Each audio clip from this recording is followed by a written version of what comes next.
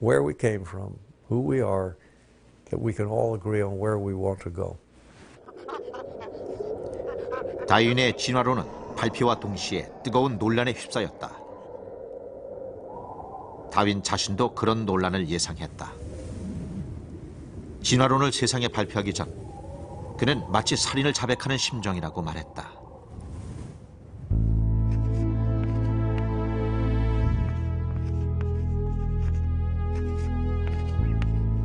(1859년) 종의 기원이 발표된 이후 진화론은 점차 과학적인 사실로 믿어졌다. 특히 유전자와 DNA, 돌연변이에 관한 사실이 밝혀지며 진화론은 더욱 설득력을 얻었다. 유전학자 도부잔스키의 경우 진화의 개념을 통하지 않고 생물학의 그 무엇도 의미가 없다고까지 말했다.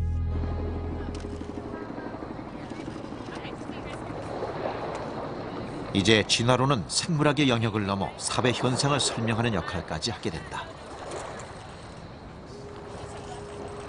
진화론을 바탕으로 사회를 해석하는 사회생물학, 인간의 심리를 설명하는 진화심리학, 그리고 진화론으로 경제를 설명하는 진화경제학까지 확대된다. 진화론은 이제 문화, 예술에까지 그 영향을 미치고 있다. 다윈의 진화론이 발표된 지 150년. 여전히 많은 사람들이 진화론을 믿지 않는다. 대표적인 곳은 미국이다. 올해 2월 다윈 탄생을 기념한 여론조사 결과 미국인의 39%만이 진화론을 믿었다. 최근 영국의 조사에서도 응답자의 48%만이 진화론을 믿는다고 대답했다.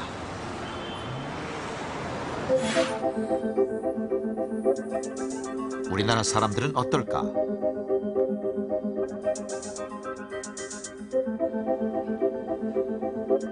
국내 최초로 진화론에 대한 여론조사를 실시했다. 우리나라 국민 중 진화론을 믿는 사람은 60% 정도이며 약 30%는 진화론을 믿지 않는다.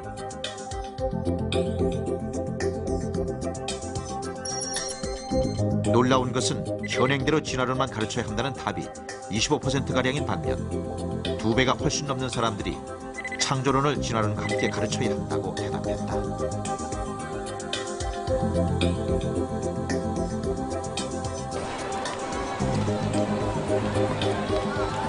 왜 사람들은 진화론을 믿지 않는 것일까?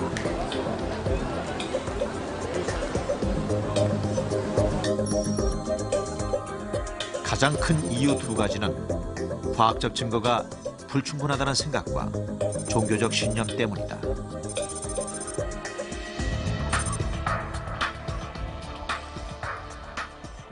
아인슈타인의 상대성 이론은 아마 거의 다 믿을 겁니다.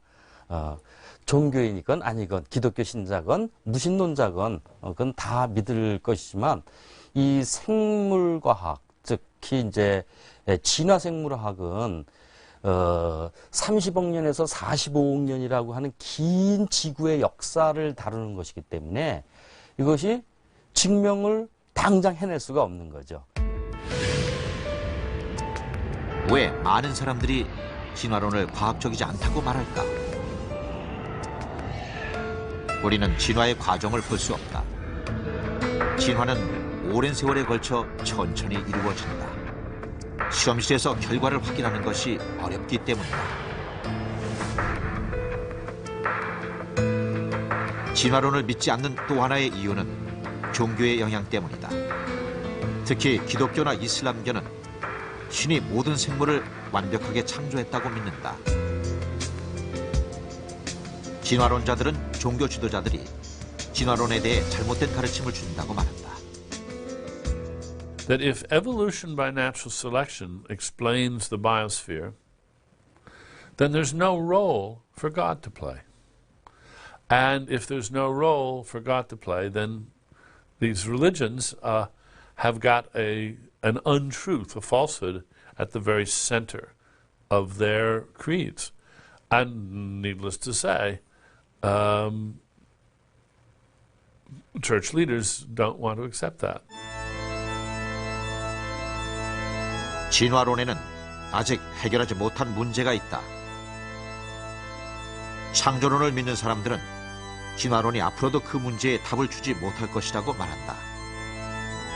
그래서 그들은 신의 설계를 주장한다.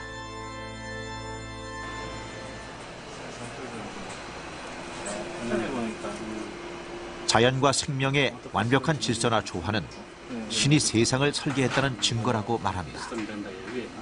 그래서 저는 이제 그것을 공부하고 연구하면 할수록 창조주가 계시고 이거를 디자인하시고 만드시고 또 그렇게 작동하도록 하셨다. 1989년 미국에서 출간된 판다와 사람에 관하여 지적 설계란 용어는 이 책에서 처음 등장한다. 지적 설계론이란 어떤 지적인 존재가 세상을 계획적으로 설계하고 만들었다는 이론이다. 지적 설계론에서는 지적인 존재가 누구인지 말하지 않는다. 지적인 존재가 누구인지 말하는 것은 종교적이라는 비판을 받을 수 있기 때문이다. 종교적인 관점이 강하다라고 생각을 하는데 이거는 성경적인 관점이나 기독적인 관점이나 전혀 상관이 없거든요. 진화론에 부족한 점이 존재를 하는데 이거에 어떤 대안적인 과학 이론이 없기 때문에 이런 대안적인 과학 이론을 연구하자.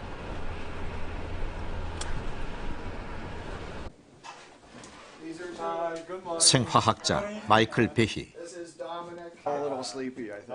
9명의 자녀를 둔 독실한 가톨릭 신자인 그는 지적 설계론이 사람들의 관심을 끄는데 큰 공헌을 했다.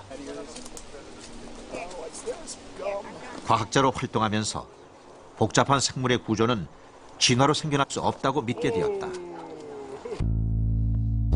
1996년 발표한 다윈의 블랙박스.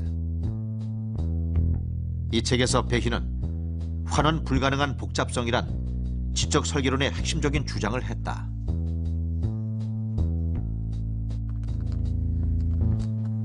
베히는 쥐덫을 가지고 환원 불가능한 복잡성을 설명한다.